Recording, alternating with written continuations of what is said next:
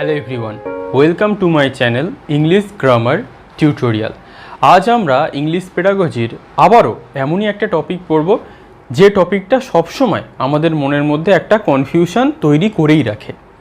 সেই টপিকটার নাম কি? তোমরা যখন ইংলিশ পেডাগজি বই খোলো তোমরা তিনটে জিনিস দেখতে পাও। প্রথম যেটা দেখতে পাও সেটা হচ্ছে অ্যাপ্রোচ, তারপর তোমরা যেটা দেখতে পাও সেটা হচ্ছে মেথড, এরপর তোমরা যেটা দেখতে পাও সেটা হচ্ছে কি টেকনিক। এই তিনটে জিনিস তোমরা দেখতে পাও। এবার আমি যদি তোমাদের প্রশ্ন করি যে তোমরা নিজের মধ্যে এটাকে এক্সপ্লেন করো বা ব্যাখ্যা করো বা এর যে ডেফিনেশন বা কোনটা কার থেকে কেমনভাবে আলাদা সেটা কি তোমরা বলতে পারবে? মনে হয় না তোমরা পারবে। তাহলে আজকের ক্লাসটা খুব শর্ট হবে কিন্তু টু দ্য পয়েন্ট ক্লাস হবে, যাতে যখনই আমরা অ্যাপ্রোচ, মেথড আর টেকনিক এই তিনটে জিনিসকে নিয়ে যখনই আমরা কোনো পড়ব যাতে আমাদের মধ্যে কনফিউশন তৈরি না হয়। আর ইংলিশ পেডাগজির সবথেকে গুরুত্বপূর্ণ জিনিস কি? কনফিউশনটাকে দূর করতে হবে, মানে ভালো করে বুঝতে হবে। ধরো এখন যেটা চলছে তোমরা সবাই জানো, এখন কি চলছে? এখন তোমরা জানো ক্রিকেট ওয়ার্ল্ড কাপ চলছে, তোমরা সবাই সেটা দেখছো। এই ক্রিকেট ওয়ার্ল্ড কাপ দিয়েই আমরা প্রথমে অ্যাপ্রোচ, মেথড আর টেকনিকটাকে বুঝবো, তারপরে ইংলিশ পেডাগজি দিয়ে কিভাবে বুঝতে হয় সেটা আমরা বুঝবো। মেথড হচ্ছে এমনই একটা জিনিস যেটা হচ্ছে সবসময় ফিক্সড। অর্থাৎ কি? তোমরা কি দেখছো, এখন 50 ওভারের খেলা হচ্ছে, অনেক সময় তোমরা দেখো 20 ওভারের খেলা হয়, অনেক সময় তোমরা কি দেখো টেস্ট খেলা হয় যেটা আবার 5 দিন ধরে হয়। তাহলে এই যে মেথড, টেস্টের একটা মেথড সেটা ফিক্সড, 50 ওভার যেটা এখন ওয়ার্ল্ড কাপ হচ্ছে তার যে মেথড রয়েছে সেটা ফিক্সড, এবং 20 ওভারের যে মেথড রয়েছে সেটাও কিন্তু ফিক্সড। তাহলে প্রত্যেকটা যদি ফিক্সড হয় তাহলে প্রথমে আমরা যে জিনিসটা ক্লিয়ার করলাম সেটা কি ক্লিয়ার করলাম? যে এই মেথডটা সব জায়গায় ফিক্সড। অর্থাৎ যদি আমাকে বলে দেয় 50 ওভারের খেলতে হবে তাহলে ওটা ফিক্সড, আমাকে 50 ওভারেই খেলতে হবে। যদি আমি বলে দিই T20 তাহলে আমাকে 20 ওভারের খেলতে হবে, আর টেস্ট হলে কি 5 দিনের খেলা খেলতে হবে। এইটা হচ্ছে মেথড, হচ্ছে ফিক্সড। অ্যাপ্রোচটা কি? ধরো অ্যাপ্রোচ, আজকে যেটা খেলা হচ্ছে কি ইন্ডিয়া পাকিস্তান খেলা হচ্ছে, তোমরা সবাই জানো। অ্যাপ্রোচ তাহলে কি দাঁড়ালো? যে একটা সিচুয়েশানকে তুমি কিভাবে দেখছো, সেই সিচুয়েশানটার সাথে কিভাবে ডিল করছো, সেটাই হচ্ছে অ্যাপ্রোচ। অর্থাৎ কি ইন্ডিয়া কিভাবে পাকিস্তানের সাথে অ্যাপ্রোচ নিয়ে খেলবে বা পাকিস্তান কিভাবে ইন্ডিয়ার সাথে অ্যাপ্রোচ নিয়ে খেলবে। তাহলে এই অ্যাপ্রোচটা কিন্তু ফিক্সড নয়, ওটা কিন্তু ইন্ডিভিজুয়াল বা টিমের উপরে কি হয়ে যাচ্ছে, ডিফারেন্স হয়ে যাচ্ছে। ধরো ইন্ডিয়া মনোভাব নিয়ে নেমেছে, যে কি অ্যাপ্রোচ নিয়ে নেমেছে, যে তারা প্রথম থেকেই একদম অল আউট খেলবে। অন্যদিকে পাকিস্তান কি অ্যাপ্রোচ নিয়ে নেমেছে, যে তারা একটু ডিফেন্সিভ খেলবে, তারা একটু দেখবে কেমনভাবে বলটা সুইং হচ্ছে, এই সব হচ্ছে তাদের, এইটা হচ্ছে অ্যাপ্রোচ। তাহলে অ্যাপ্রোচটা কি? একটা সিচুয়েশানকে আমি কিভাবে দেখছি বা সেই সিচুয়েশানটায় কিভাবে আমি ডিল করছি বা সামলাচ্ছি, সেইটা হচ্ছে অ্যাপ্রোচ।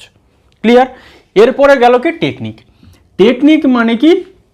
ধরো বিরাট কোহলি যেভাবে খেলবে বাবর আজম কি সেইভাবে খেলবে? রোহিত শর্মা যেমনভাবে খেলবে মোহাম্মদ রিজওয়ান কি সেই একইভাবে খেলবে? না, খেলবে না।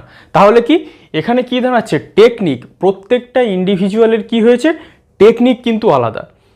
বীরেন্দ্র সেহবাগ কী করতো? সবসময় মেরে খেলতে পছন্দ করতো। রাহুল দ্রাবিড় কী করতো? ঠুকে ঠুকে খেলতে পছন্দ করতো। তাহলে টেকনিক কি? ওই যে কোনো একটা সিচুয়েশানকে সে কিভাবে ট্যাকল করছে তার বিভিন্ন রকমের টেকনিক সে গ্রহণ করছে। এরপরে যেটাতে আমরা আসবো সেটা আমরা ডাইরেক্ট কিসে চলে আসবো, ইংলিশ পেডাগজি পার্টে চলে আসবো, যে কিভাবে আমরা অ্যাপ্রোচ, মেথড আর টেকনিকটাকে বুঝবো। ঠিক যেভাবে আমি তোমাদের উদাহরণ দিয়ে বোঝালাম ক্রিকেট ম্যাচ থেকে, ঠিক ওটাকে তোমরা টিচিংয়ে ফেলে দাও। টিচিংয়ে ফেলতে গেলে কি করতে হবে? আমাদের কি করতে হয় ইংলিশ পেডাগজিতে? আমাদের বাচ্চাদের কি পড়ানোর জন্য আমরা ইংলিশ পেডাগজি পড়ি? যে ইংলিশ এই ল্যাঙ্গুয়েজটা আমরা কিভাবে ক্লাসে পড়াবো।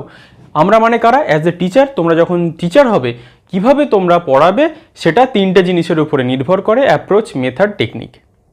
কিভাবে তুমি সেটাকে ফলো করছো। তাহলে অ্যাপ্রোচ কি হবে? অ্যাপ্রোচ কি হবে? ধরো তুমি ক্লাসে কোনো একটা, সাপোজ আমি ধরে নিলাম কোনো একটা পোয়েট্রি পড়াতে গেছো।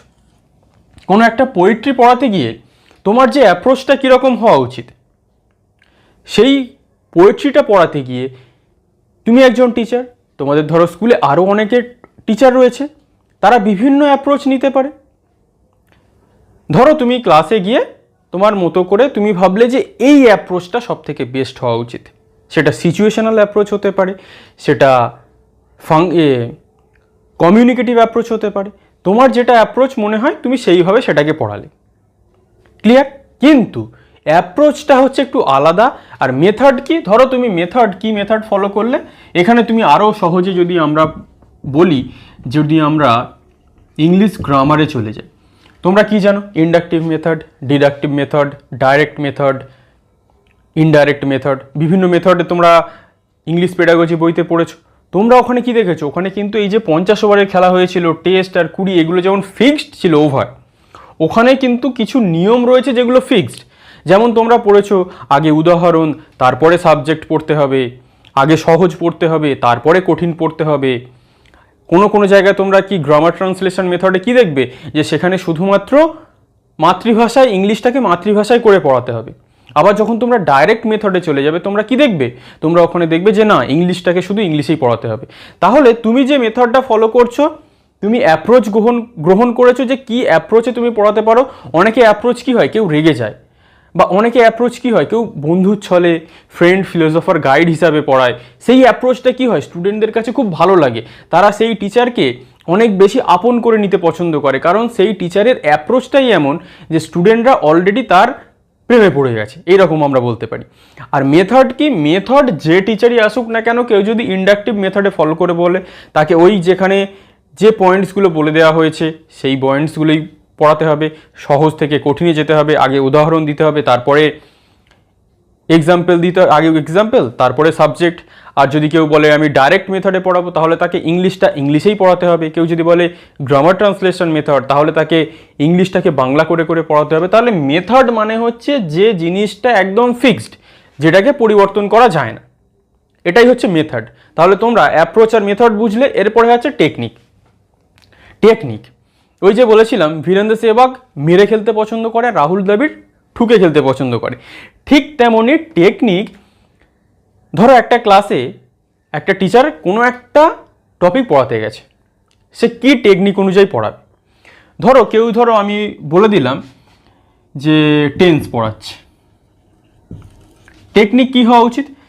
টেকনিক, ধরো টেন্স পড়াতে গিয়ে একটা টিচার কি করলো, সে ডাইরেক্ট যে প্রেজেন্ট টেন্সের এই নিয়ম হয়, পাস্ট টেন্সের এই নিয়ম হয়, আর ফিউচার টেন্সের এই নিয়ম হয়, এই নিয়মগুলো তোমরা লেখো, এই সেন্টেন্সগুলো তোমরা লেখো, এই সেন্টেন্সগুলোকে লেখো, এই হয়ে গেল সাবজেক্ট ভার্ব, এই হয়, ভার্বের সাথে আইএনজি যুক্ত করতে হয়, কোথায় ভার্বের থার্ড ফর্ম হয়, এইগুলো হয়। একজন সেই টেকনিক ফলো করলো। আর একজন সে কি টেকনিক ফলো করলো, যে টিচারটা স্টুডেন্টদের কাছে খুব গ্রহণযোগ্য, সে একটা কি করলো, গল্পের ছলে টেন্সটাকে নিয়ে চলে এলো। সে একটা বর্তমানকালের একটা গল্প বলল, সে একটা অতীতকালের গল্প বলল, সে একটা ভবিষ্যতের গল্প বলল। কীরকমভাবে বলল? ধরো তোমরা আমার স্টুডেন্ট, আমি তোমাদের পড়াচ্ছি, এই যে আমি তোমাদের এখন ক্লাস নিচ্ছি, বলো তো এটা তাহলে, এই যে আমি তোমাদের ক্লাস নিচ্ছি, এটা এখন আমরা যেটা বর্তমান অবস্থায় আছি সেটা হচ্ছে প্রেজেন্ট। ক্লিয়ার? ধরো 2 মাস আগে আমি তোমাদের একটা ক্লাস নিয়েছিলাম ইংলিশ পেডাগজির, তোমাদের আমি জিজ্ঞাসা করলাম যে এই যে কালটা, এটাকে আমরা কি বলবো? তাহলে এটাকে আমরা বলবো, আমি উত্তরটা ওদের বলেই দেব যে এটাকে আমরা বলবো পাস্ট বা অতীত। আবার আমি তাদের বললাম, ধরো আমি তোমাদের বলে দিচ্ছি যে এখন আমরা মেথড, অ্যাপ্রোচ আর টেকনিকটা পড়ে নিচ্ছি, এরপরে আবার 2 দিন বা 3 দিন পরে আমি তোমাদের মেথড, পার্টিকুলারলি কী মেথড আছে তার উপরে ক্লাস করাবো। তাহলে যে ক্লাসটা আমি এখনও করাইনি, বললাম 2-3 দিন পরে করাবো, তাহলে সেটাকে আমি কি বলতে পারি? সেটাকে আমরা বলতে পারি ফিউচার টেন্স বা ভবিষ্যৎকাল। তাহলে একটা স্টুডেন্ট কি করলো, একটা টিচার শুধু নিয়মগুলো বলে দিল, এই কালের এই হয়, এই সাবজেক্ট, এই ভার্ব, এই V3, এই V1, এই সব যখন বলল, একটা স্টুডেন্টের মাথায় কি হলো, সব উপর দিয়ে চলে গেল। তোমাদেরও মাথার উপর দিয়ে যাবে যদি আমি ইংলিশ পেডাগজির ডাইরেক্ট চ্যাপ্টারে চলে যাই, কিছু এক্সপ্লেন না করি। ক্লিয়ার? তাহলে আর একটা টিচার কি করলো, সে কিন্তু গল্পের ছলে একটা জিনিস হয়ে গেছে তার একটা গল্প বলল, একটা জিনিস এখন হচ্ছে সেটা যে প্রেজেন্ট তার একটা গল্প বলল, ভবিষ্যতে যে জিনিসটা এখনও ঘটেনি, যেটা ঘটবে সামনে গিয়ে, তার একটা গল্প বলল। তাহলে কোনটা তোমরা বেস্ট মনে করো? অবশ্যই সেকেন্ডটা তোমাদের বেস্ট মনে হবে। ক্লিয়ার? তাহলে টেকনিককে একটা টিচার সে কি টেকনিকে পড়াবে সেটা তাকে চয়েস করতে হবে। তাহলে মেথড যেটা আমি বলেছিলাম কি এইটা হচ্ছে ফিক্সড, এর কোনো পরিবর্তন হবে না। কিন্তু অ্যাপ্রোচ আর টেকনিক এটা কিন্তু ইন্ডিভিজুয়ালের উপরে নির্ভর করে যে একজন কি অ্যাপ্রোচ নিচ্ছে, আর সেই অ্যাপ্রোচটা নেওয়ার পর যে মেথডে পড়াবে সেটা কি টেকনিকে সে পড়াতে পারে। এই হচ্ছে বেসিক ডিফারেন্স অ্যাপ্রোচ, মেথড আর টেকনিকের। তাহলে এরপরে নিশ্চয়ই তোমাদের আর কোনো সমস্যা থাকবে না যে অ্যাপ্রোচ কি, টেকনিক কি আর মেথড কি। বেশি ইম্পর্টেন্ট এখানে কোনটা, মেথড থেকে প্রশ্ন আসে সব থেকে বেশি, আর মাঝে মাঝে অ্যাপ্রোচ থেকে আসে। ক্লিয়ার? তাহলে কেমন তোমরা বুঝতে পারলে অবশ্যই কিন্তু কমেন্ট করে জানাবে, কারণ যদি তোমরা কমেন্ট না করো তাহলে কিন্তু আমি বুঝতে পারবো না যে তোমরা কেমন বুঝতে পারলে। এবং ক্লাসটা যদি ভালো লেগে থাকে অবশ্যই কিন্তু লাইক করে দেবে, কারণ তোমরা যদি লাইক করো সেটা আমার খুব ভালো লাগে। এবং তোমরা যদি চ্যানেলে নতুন হও, ইংলিশ পেডাগজির বেস্ট কনসেপ্ট পাওয়ার জন্য ইংলিশ গ্রামার টিউটোরিয়াল অর্থাৎ আমার চ্যানেলকে সাবস্ক্রাইব করে রেখে দাও। এইরকম ইংলিশ পেডাগজির ক্লাস তোমরা অল ওভার ওয়েস্ট বেঙ্গলে কোথাও পাবে না, তোমরা সেটা যাচাই করে দেখে নিতে পারো। এবং যারা আগের ক্লাসগুলো দেখোনি সেই ক্লাসগুলো অবশ্যই প্লেলিস্টে গিয়ে দেখে নাও।